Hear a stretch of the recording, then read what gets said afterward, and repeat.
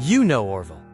You know Wilbur. But the engine that changed the world was built by someone else entirely. Meet the machinist history forgot, and discover why that's a crime.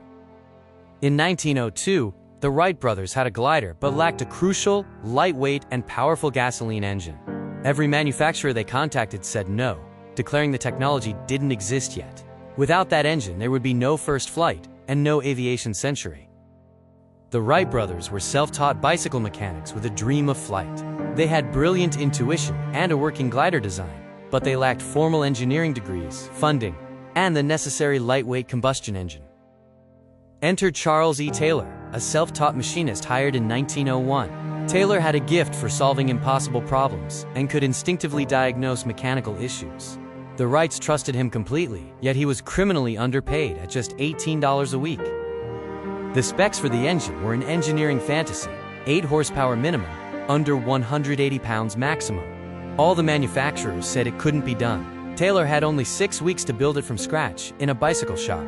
Working alone, Taylor machined every component by hand, starting from a rough sketch. Weeks 1 and 2 were for the aluminum crankcase. Weeks 3 and 4 were for the individually fitted cylinders and pistons. Weeks 5 and 6 were for assembly and testing. Taylor's engine was full of original engineering choices. He used a gravity-fed fuel system instead of a carburetor, and was the world's first to use aluminum for a crankcase.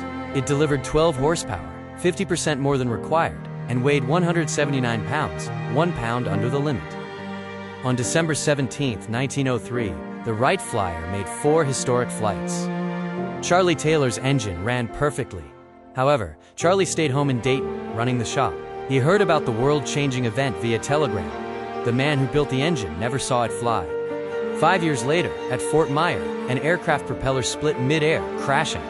Orville was injured, and the passenger died. Charlie Taylor rushed to the wreckage, among the first people there, and pulled Orville out with his own hands. No headlines, just quiet loyalty.